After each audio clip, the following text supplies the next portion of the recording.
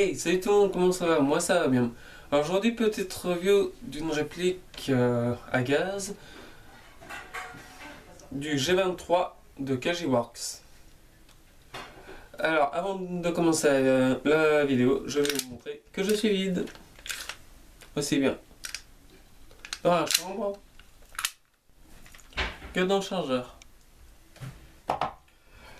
Alors, Kajiworks signifie Quanju Works, qui est inscrit sur la réplique. La réplique est en polymère pour la carcasse et pour la culasse en métal, donné constructeur. Non. Aimant. Métal, juste là.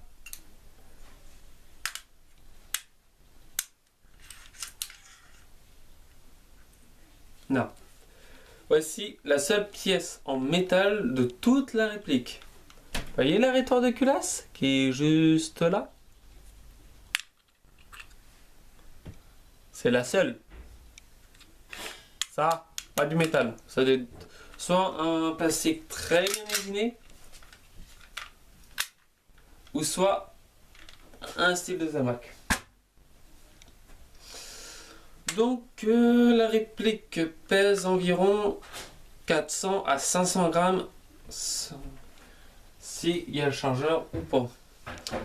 Problème, donc déjà un petit problème que j'ai, hein. Talon du chargeur a disparu. Cette réplique, je l'ai achetée d'occasion avec une autre, donc deux répliques pour le prix de 100 €. C'est pas déconner. Deux Glock à 100 €.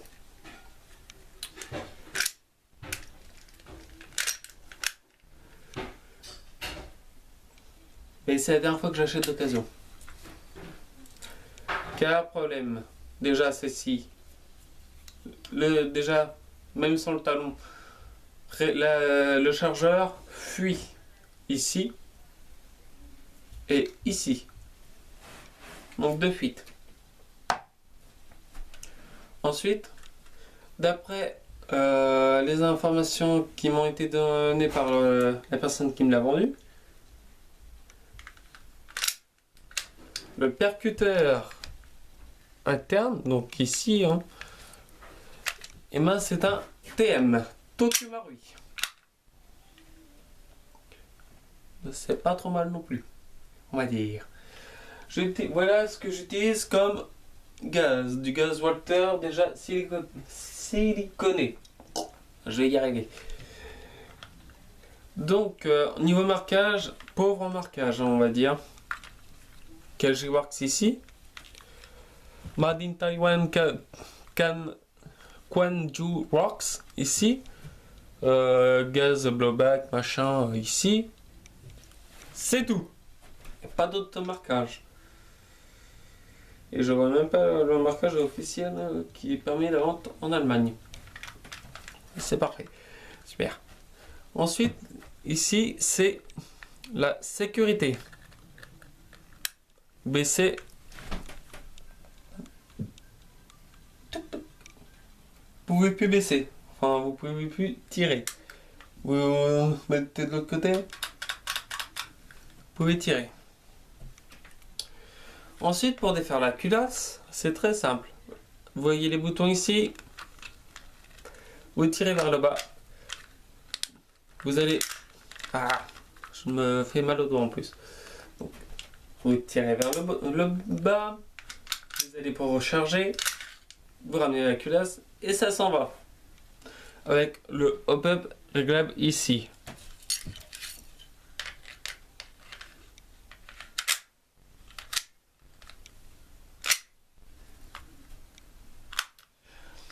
Alors ce modèle est assez compact, ce qui est très bien, car ça nous permet, sauveteur dans les entrées de porte, d'avoir une approche très près. Et ça nous évite d'être comme ça, pour cacher un peu la réplique. Donc elle est très très bien. Sa puissance varie de 300 à 310 fps, grand maximum d'après ce que j'ai vu sur les vidéos de mes chers confrères. Ensuite, pour acquérir cette réplique, il faudra pas oublier une chose.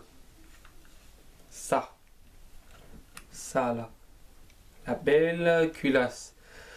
Avec le G23C ou le G32, selon les appellations, la culasse est interchangeable. Ça veut dire que vous pouvez mettre la culasse du G32 dessus. Et vice versa. Ce que j'ai déjà fait. C'est très bien. Mais du coup, je sais plus c'est lequel qui avait le percuteur Tokumarui interne. Et je ne crois même pas que ça soit le mien. Donc voilà.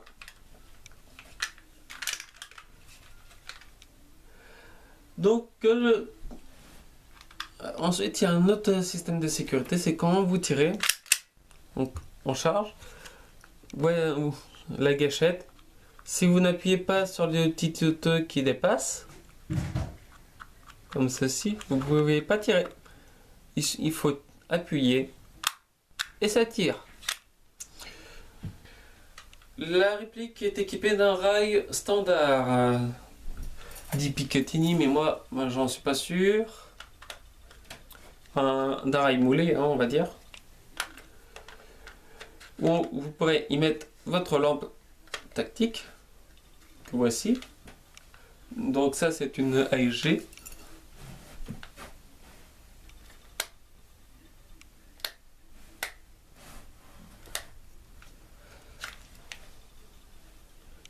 Petit accessoire que je présenterai une prochaine fois.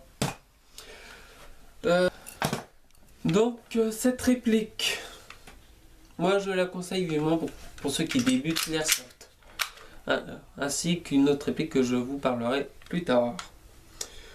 Je la conseille car elle est compacte, elle est pas trop chère encore, ça va aller, ça varie entre 100 € et 110 € pour un PA.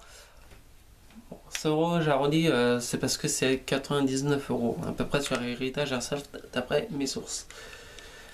Donc ça va encore, c'est pas trop cher. Moi je l'ai acheté 100 € avec un autre PA. Donc, 2 répliques à 100 € pour une occasion, c'est pas trop mal. Ensuite, moi j'en suis vraiment pas déçu, donc je la recommande. Bien sûr, je n'ai pas pu la tester sur le terrain car elle dégaze trop. Car quand il y a une fuite, et ben le gaz part. Oh putain, je viens de plagier quelqu'un. Oh mon dieu. Interne de m'excuser auprès de ce YouTube là. Désolé Néo. Alors, autre chose. Moi, comme à mon habitude, je fais d'abord caractéristiques, ce que j'aime faire. Bon, couleur, hein, comme vous pouvez le deviner, c'est noir. Sachant qu'il y a aussi une version tan de cette réplique. Et aussi une version où j'ai beaucoup rigolé. Rose. Qu'est-ce que ça vient faire là? Non, il n'y a pas de rose utilisé dans le reel. Donc c'est noir ou tan. Ou olive d'après certains. Je ne m'aventurerai pas là-dessus. Mais sur G23 normalement il n'y a même pas de tan. Je reviendrai après. Hop là.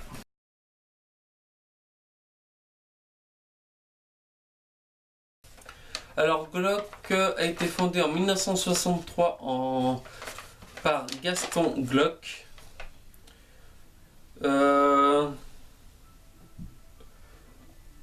À Wagram. Je cherchais le nom. Excusez-moi. Glock ont innové en créant des armes avec une carcasse en polymère. Donc réduisant le métal sur l'arme. ce qui évite, enfin c'est qui diminue plutôt la corrosion de l'arme. Le modèle G23 est identique au G19. À une différence près, le G19 lui est chambré en 9 mm, or que le G23 est chambré en calibre Smith & Wesson 40. Donc pour vous rappeler ce que c'est un Smith & Wesson, c'est ça.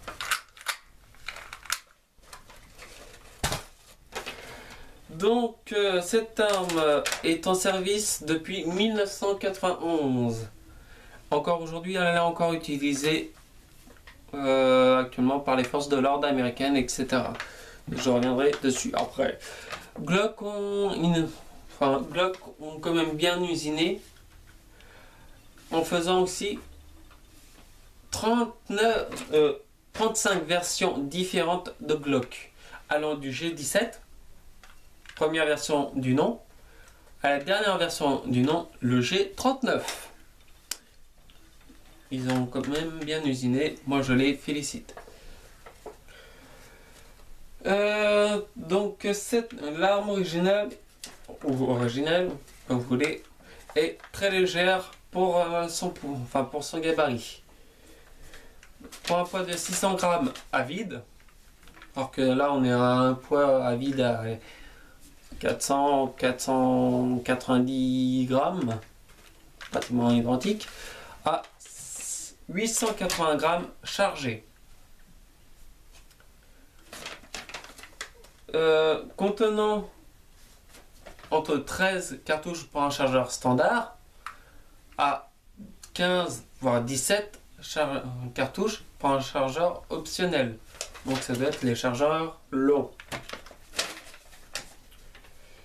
Il me semble que c'est aussi en quinconce.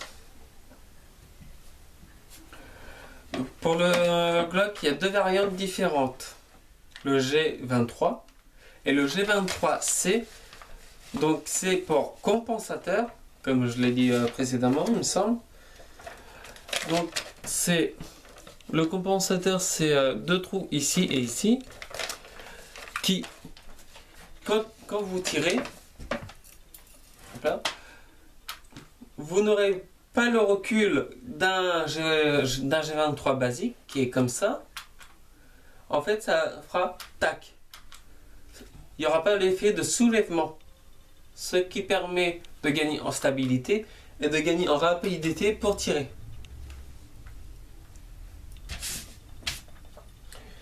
Hop là. Hop là. Excusez-moi, vous avez l'impression que c'est de la lecture, mais c'est pas exactement ça. Donc l'arme est utilisée principalement dans 3 pays et essentiellement par les forces de l'ordre.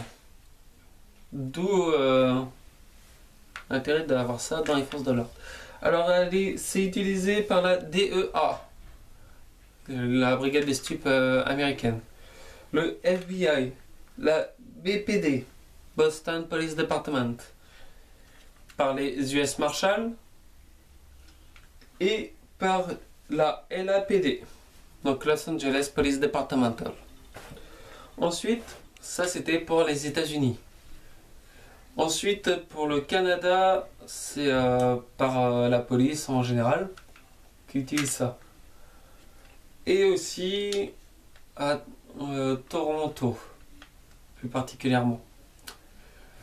Et enfin, aussi par la police australienne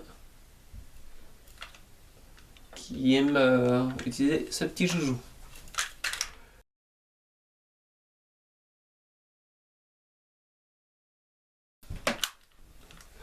Le Glock 23 KG-Works, allez, pour le design et l'esthétique, je lui passe un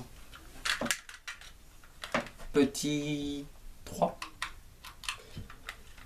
Parce que c'est basique, c'est classique, tout le monde en a, parmi les airsofters. Donc c'est ce qu'on voit le plus sur les terrains. Ensuite, je lui passe pour sa maniabilité et son confort, je lui passe un 4. Et encore, je suis gentil. Et pour sa jouabilité, étant donné que j'en ai essayé un autre, mais là en partie, qui fonctionnait, contrairement à celui-ci, je passe, allez, un 3,5. 3,5 sur 5, ça sera bon. Donc en tout et pour tout, je donne un 3,90, un 3,90 sur 5 pour ça. Personnellement, je recommande pour les débutants. Pour les gens un peu plus confirmés, je ne recommande pas trop. Même si beaucoup de monde l'utilise. Même les joueurs confirmés, hein, attention. Ah, c'est mon avis personnel. Mais moi, j'en ferai pas ma réplique de prédilection. Donc n'hésitez pas à commenter, liker et partager la vidéo. Et je vous dis ciao ciao et à bientôt pour d'autres vidéos.